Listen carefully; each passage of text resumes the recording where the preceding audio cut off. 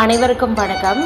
இந்த பதிவில் நம்ம எதை பற்றி பார்க்க போகிறோன்னு தெரிஞ்சுக்கிறதுக்கு முன்னாடி மறக்காமல் நம்ம சேனலை சப்ஸ்கிரைப் பண்ணிக்கோங்க. பக்கத்தில் இருக்கிற பெல் பட்டனையும் கிளிக் பண்ணிவிட்டு ஆளுங்கிற ஆப்ஷன் கொடுத்துட்டிங்கன்னா நான் போடுற வீடியோக்கள் எல்லாமே மிஸ் ஆகாமல் நோட்டிஃபிகேஷனில் வந்துடும். நம்மளுடைய சேனல் ரெகுலராக பார்க்குற சகோதரிகள் இருக்கிறீங்க. அவங்கெல்லாம் என்கிட்ட கமெண்ட்டில் ஏன் தொடர்ந்து பதிவுகள் வரமாட்டேங்குது, 2-3 நாள் கேப் எடுத்துக்கிறீங்க அப்படிங்கிற மாதிரி கேட்டிருந்தீங்க.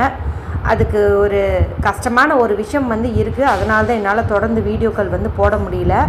சரி, இப்போது அந்த பிரச்சனையை நான் இப்போ உங்களுக்கு சொல்லி உங்களுடைய டைம் வேஸ்ட் பண்ணல. ஏன்னா நாளைக்கு நமக்கு ஒரு அற்புதமான நாளாக வர இருக்குது, சரிங்களா? அந்த நாளுக்கு உண்டான விஷயங்களை நீங்கள் தெரிஞ்சுக்கிட்டு உங்களுடைய வாழ்க்கையில் நல்ல ஒரு பொருளாதார முன்னேற்றத்தை நீங்கள் ஏற்படுத்திக்கோங்க. என்னுடைய பிரச்சனைகளை நான் கண்டிப்பாக உங்களோட ஷேர் பண்ணுவேன். ஏன்னா எனக்குன்ட்டு யாரும் கிடையாது. முகம் தெரியாமல் என் மேலே அன்பு காட்டுறவங்க தான் நீங்கள். உங்களுக்கு நான் எப்போதுமே நன்றி கடன் பட்டிருக்கிறேன். என் வாழ்க்கையில் நடக்கிற சந்தோஷமான விஷயங்களாகட்டும், துக்ககரமான விஷயங்களாகட்டும், எல்லாத்தையுமே நான் உங்கள் கூட பகிர்ந்துக்கணும் அப்படின்னு தான் ஆசையும் படுவேன். அதெல்லாம் நான் உங்களுக்கு இன்னொரு நாள் சொல்கிறேன். இந்த ஒரு நல்ல விஷயம் பேசக்கூடிய ஒரு நாளில் நீங்கள் இந்த பற்றியெல்லாம் தெரிஞ்சுக்க வேண்டாம், சரிங்களா? சரி, நாளைய நாளில் நீங்கள் செய்ய வேண்டிய முக்கியமான விஷயம் கொடுத்து பார்த்துடலாம். நாளைக்கு நமக்கு மே மாதத்தின் 15ஆம் தேதி, வைகாசி மாதத்தின் 1 தேதி நிறைஞ்ச வெள்ளிக்கிழமை நாளாக இருக்குது. வெள்ளிக்கிழமைங்கிறது மகாலட்சுமி தாயார் வழிபாட்டுக்கும் சுக்கிர பகவான் வழிபாட்டுக்கும் ஏற்ற ஒரு நாள் அப்படின்னு சொல்லலாம். இந்த நாளை மேலும் விசேஷம் சேர்க்கும் விதமாக நமக்கு நாளைக்கு விஷ்ணுபதி புண்ணிய காலமானது இருக்குது. இந்த விஷ்ணுபதி புண்ணிய காலம் அப்படிங்கிறது வருஷத்துக்கு 4 முறை தான் வரும். வைகாசி, அதே போல் ஆவணி, கார்த்திகை, மாசி, இந்த 4 மாதத்தினுடைய 1 தேதி தான் விஷ்ணுபதி புண்ணிய காலம் அப்படின்னு சொல்லுவோம். விஷ்ணு பகவான் ஆதிசேஷனில் அப்படியே படுத்திருக்காரு இல்லையா, அவருடைய அந்த பொசிஷன் மாற்றி படுப்பார். அதாவது இந்த மாதிரி சைடில் திரும்பி இருக்காரா இல்லையா, அது கொஞ்சம் இந்த பக்கம் திரும்பி படுப்பார். இதை தான் நம்ம விஷ்ணுபதி புண்ணிய காலம் அப்படின்னு சொல்லுவோம். மேலும் சூரியன் ஸ்திர ராசிகளில் நுழையும் போதும் நம்ம விஷ்ணுபதி புண்ணிய காலம் அப்படிங்கிறத கொண்டாடிட்டு வருவோம். இது இந்த தமிழ் வருடம், அதாவது இந்த பராபர வருடமானது தொடங்கினதுக்கு அப்புறமா வரக்கூடிய முதல் விஷ்ணுபதி புண்ணிய காலம் அப்படின்னே சொல்லலாம். ஏற்கனவே இந்த நாளில் என்ன செய்யணும் என்பது குறித்து ஒரு 2-3 நாளைக்கு முன்னாடி வீடியோ போட்டிருந்தேன். பரவாயில்ல, அது பார்க்கலின்னா அப்போ விட்டுருங்க. நான் இதிலே உங்களுக்கு சில விளக்கங்கள் சொல்லிடுறேன். இந்த விஷ்ணுபதி புண்ணிய காலம் அப்படிங்கிறது பல ஏகாதசி வழிபாடு செய்வதற்கு உண்டான பலனை நமக்கு கொடுக்கும் அப்படின்னே சொல்லலாம். ஸோ நீங்கள் என்ன கேட்டாலும், என்ன வரம் கேட்டாலும், எவ்வளவு பணம் கேட்டாலும் கண்டிப்பாக அது எல்லாமே உங்களுக்கு கிடைக்கும், கொடுக்கும் அப்படின்னே சொல்லலாம். இந்த விஷ்ணுபதி புண்ணிய காலம் அப்படிங்கிறது நமக்கு இந்த வெள்ளிக்கிழமை நாளில் வந்திருக்கிறது ரொம்ப சிறப்பு. ஏன்னா மகாவிஷ்ணுனுடைய மனைவி தான் மகாலட்சுமி தாயார், அவங்களுக்குரிய கிழமை தான் வெள்ளிக்கிழமை. அதனால் இது நமக்கு அம்சமாக அமைஞ்சிருக்குது. அது மட்டும் இல்லாமல் நாளைக்கு தேதியினுடைய கூட்டுத்தொகை பாருங்கள், 15. 1 + 5ன்னா 6ன்னு கிடைக்கிது. 6ங்கிற எண்ணுக்கு அதிபதி சுக்கிரன், சுக்கிரனுக்குரிய கிழமை வெள்ளிக்கிழமை. எல்லாமே நமக்கு பொருத்தமாக அமைஞ்சிருக்குது. அது மட்டும் இல்லாமல் தமிழ் மாதமாகட்டும் ஆங்கில மாதமாகட்டும் அதனுடைய 1 தேதி சிறப்பு தான். அந்த 1 தேதியில் நம்ம என்ன செஞ்சாலும் நமக்கு நல்ல பலன் அப்படிங்கிறதும் கிடைக்கும் தான், சரிங்களா? சரி, இந்த விஷ்ணுபதி புண்ணிய காலம் பார்த்திங்கன்னா நமக்கு இன்று பின்னிரவு, அதாவது நாளைக்கு அதிகாலை 1:30லேருந்து காலை 10:30 மணி வரைக்கும் தான் இருக்கும். அந்த நேரத்துக்குள்ளார நீங்கள் உங்கள் வீட்லேயோ அல்லது பெருமாள் கோவில் பக்கத்தில் இருக்குது அப்படிங்கும்போது அங்கே போயிட்டோ இந்த கொடிமரத்துலேருந்து ஸ்டார்ட் பண்ணி அப்படியே பெருமாளுடைய அந்த கருவறையை சேர்த்து நீங்கள் சுற்றி வரணும். எத்தனை முறைன்னு பார்த்தீங்கன்னா 27 முறை சுற்றி வரணும். 27 முறை சுற்றி வரும்போதும் நீங்கள் நாராயணருடைய மந்திரம் சொல்லலாம். ஓம் நமோ பகவதே வாசுதேவாய அப்படின்னு சொல்லலாம். ஓம் நமோ நாராயணா அப்படின்னு சொல்லலாம். இது மாதிரி ஏதாவது ஒன்று நம்ம சொல்லிக்கிட்டே சுற்றி வரணும்.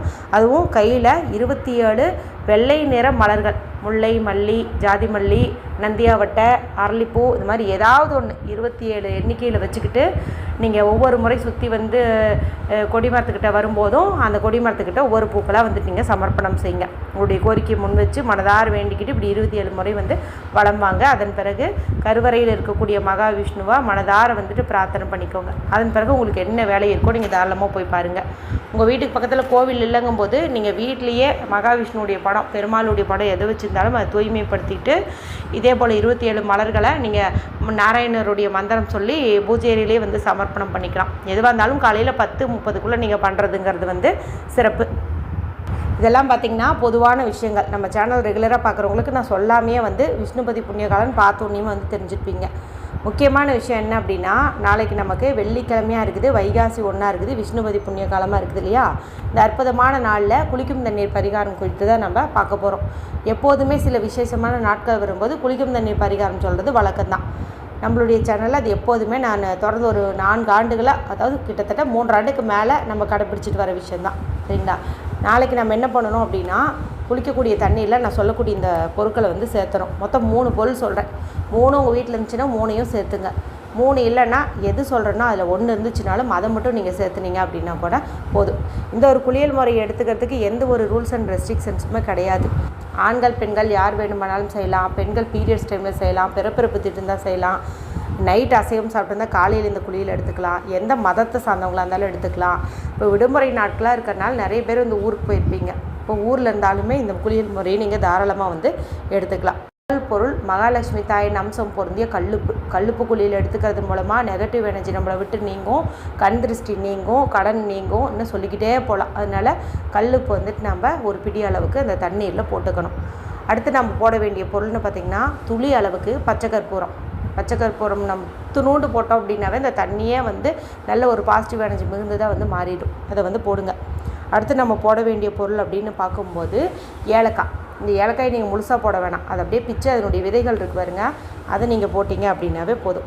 என்னென்ன பொருட்கள்? கல்லுப்பு, ஏலக்காய், பச்சை கற்பூரம். இந்த 3 தான். இந்த 3 இருந்துச்சுன்னா 3ஐயும் போடுங்க. இல்லை 3ல் என்ன 1 கிடைச்சாலும் அது 1 மட்டும் நீங்கள் போட்டுருங்க. போட்டுட்டு இந்த தண்ணீரை கையெடுத்து கும்பிடுங்க. மகாவிஷ்ணுவை மனதார வேண்டிக்கோங்க, கங்கை நதியை வேண்டிக்கோங்க.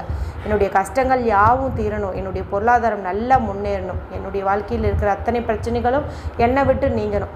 எப்படி நான் குளித்து முடிச்சதுக்கப்புறம் என் உடம்பானது புத்துணர்வு பெறுதோ அதே போல் இந்த குளியல் முறையை, அதுவும் இந்த தாந்திரீக குளியல் முறையை எடுத்த பிறகு என் வாழ்க்கையிலையும் வந்துட்டு நல்ல ஒரு புத்துணர்வு பெறுகிற மாதிரி பல நல்ல விஷயங்கள் வந்து ஏற்படணும், நல்ல முன்னேற்றம் ஏற்படணும்னு மனதார வந்து நீங்கள் வேண்டிக்கோங்க. அதன் பிறகு இந்த தண்ணீரை பயன்படுத்தி நீங்கள் தலைக்கும் குளிக்கலாம், உடம்புக்கும் குளிக்கலாம். தலை குளிக்கிறது ரொம்ப நல்லது. குளிக்க முடியாத சூழ்நிலை இருக்கிறவங்க 3 சொட்டு தலையில் தெளிச்சுக்கிட்டீங்க அப்படின்னா கூட போதும் தான். சரிங்களா? அதன் பிறகு நல்லா வந்து குளித்து முடிச்சிருங்க. அதன் பிறகு நீங்கள் வெளியில் வந்துட்டு பூஜை அறையில் விளக்கேற்றி வைக்கிறது அல்லது கோவிலுக்கு போகிறது, இது மாதிரிலாம் பண்ணலாம். நீங்கள் காலையில் 10:30க்குள்ளே இந்த குளியல் முறையை எடுத்துக்கிறது அப்படிங்கிறது தான் விசேஷமான பலனை தரும். அதன் பிறகு நம்ம கோவிலுக்கு போய் வழிபாடு செய்கிறோங்கும் போது சாதாரணமாக நம்ம வெள்ளிக்கிழமை நாளில் என்ன வழிபாடு செய்கிறோமோ அந்த பலனை தான் வந்து கொடுக்கும். விஷ்ணுபதி பண்ணிய காலத்துக்குன்னு ஒரு சக்தி இருக்குது இல்லையா?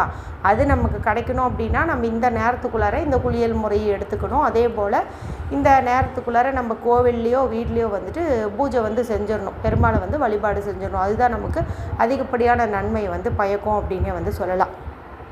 ஸோ இந்த மாதிரி ஒரு அற்புதமான குளியலை நாளைக்கு தவறாமல் வந்து எடுத்துக்கோங்க. காலை 10:30க்குள்ளே வந்து எடுத்துக்கோங்க. இன்னும் இந்த நாளில் செய்கிற மாதிரி ஒரே ஒரு நல்ல விஷயம் குறித்து நான் உங்களுக்கு ராத்திரி வரக்கூடிய வீடியோவில் வந்துட்டு சொல்கிறேன். மறுபடியும் நம்ம சேனலில் பதிவுகள் வருமா அப்படிங்கிறது குறித்தும் நான் இன்னொரு நாளைக்கு வந்துட்டு சொல்கிறேன். இதயம் கணக்குது, சொல்ல வார்த்தைகள் இல்லை. சரி, இந்த பதிவுகளில் உங்களுக்கு ஏதாவது சந்தேகங்கள் இருந்தது அப்படிங்கும்போது எனக்கு கமெண்ட் பண்ணுங்கள், தெளிவுபடுத்துகிறேன். வீடியோ பிடிச்சி நான் மற்றவங்களோடையும் ஷேர் பண்ணுங்கள். மற்றும் ஒரு பயனுள்ள பதிவில் உங்களை சந்திக்கிறேன். நன்றி, வணக்கம்.